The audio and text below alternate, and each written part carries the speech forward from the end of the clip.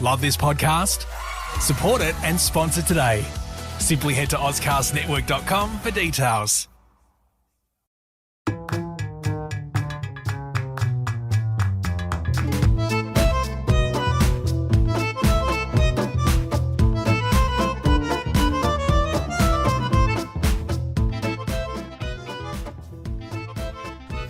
Hello everybody, welcome to this Talking Tendons episode. My name is Associate Professor Peter Malliaras. I'm an academic and physiotherapist. I wanted today to talk about, well, first of all, I just wanted to give a shout out again to the course series in the UK.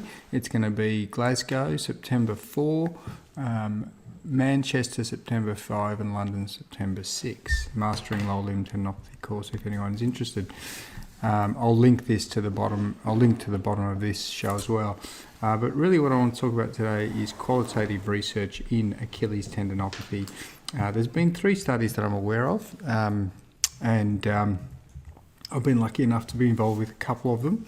The first one was by lead author Mc Auliffe, and that was published in 2017.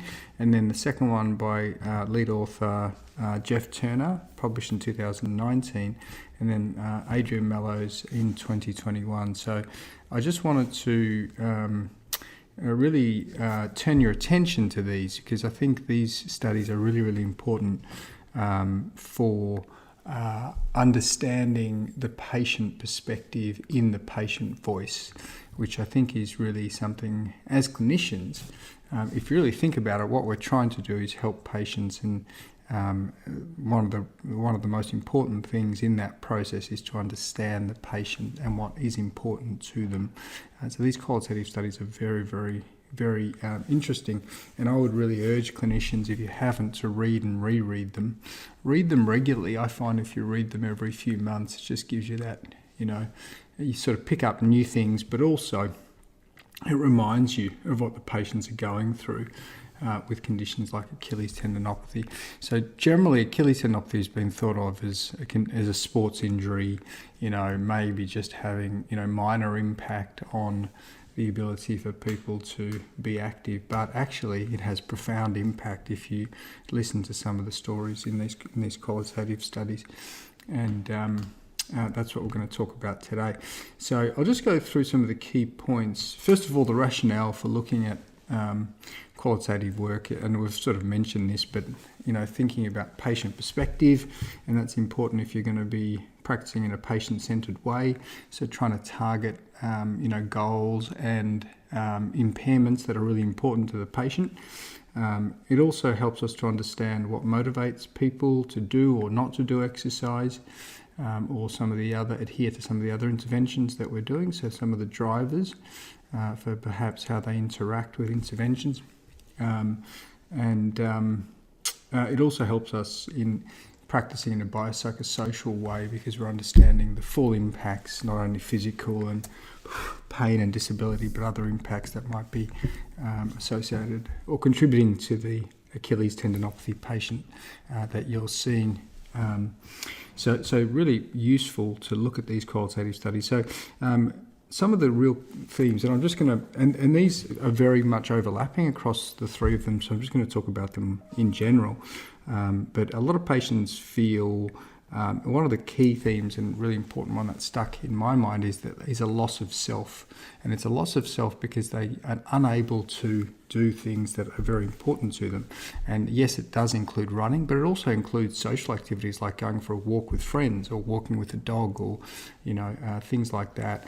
And these things are very, very important to people. And the inability to do that leads to frustration and a loss of self, a loss of the ability to do activities that define them as a person, and that really digging down to that is important, because it will give you an understanding of the quality of life impact of this inability to do what they want to do.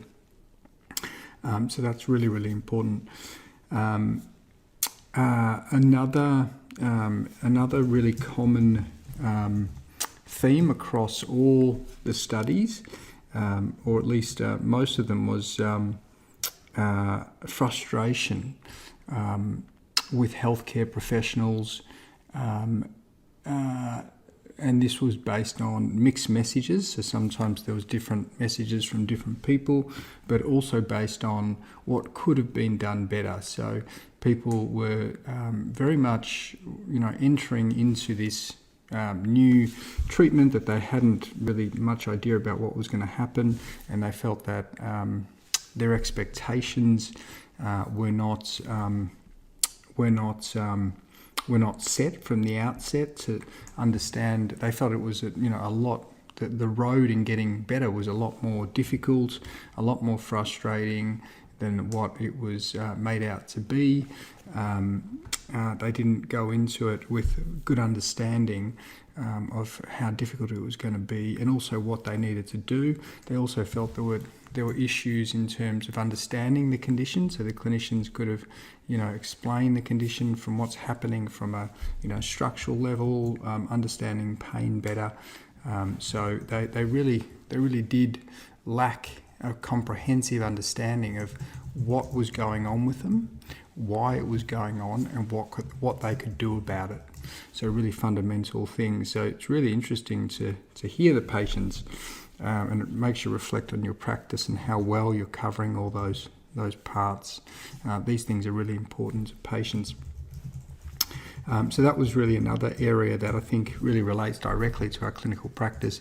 Then there was also some fears that emerged. So also some beliefs, I guess you could say. There was the fear and belief of rupture, potential rupture if they were pushing it too hard or did too much activity. There was also the belief that they had to rest to get it better. So we know that both of those we can, in our clinical practice, challenge and really try and help people understand that these are probably fears that they are probably not going to be helpful for them. They're fears and beliefs that are probably not going to help them, and helping them to overcome and understand the condition better is linked obviously to overcoming those fears and beliefs that may not be helpful. So that was also something that sort of relates to our clinical practice.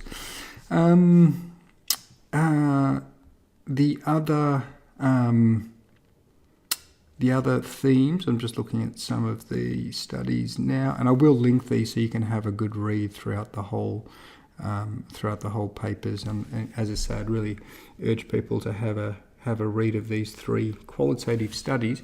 Adrian Mello's study was really interesting because that was a bit different. That was more going beyond the experience of just the patient, but also going more into the rehab and the experience of exercise and how they perceive the exercise.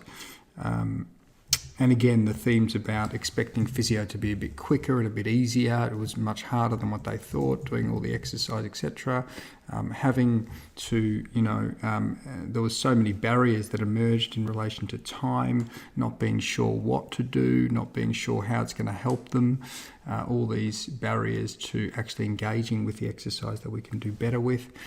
So they sort of emerged with some of Adrian's work more so, which was more about the rehab. So really delving into, look, this is the exercise, this is how it's going to help, this is why it's important to do it. So setting their outcome expectation is very, very important.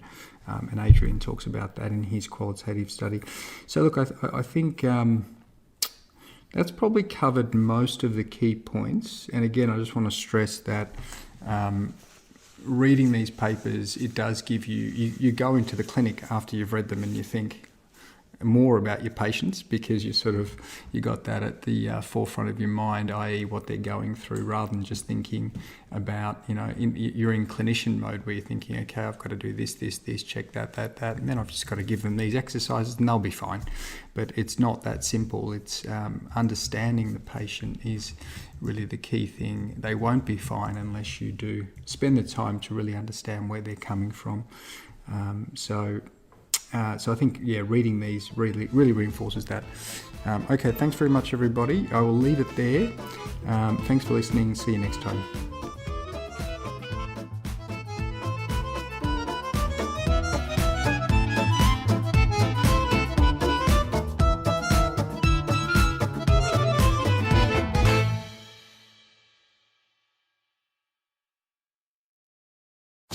Love this podcast?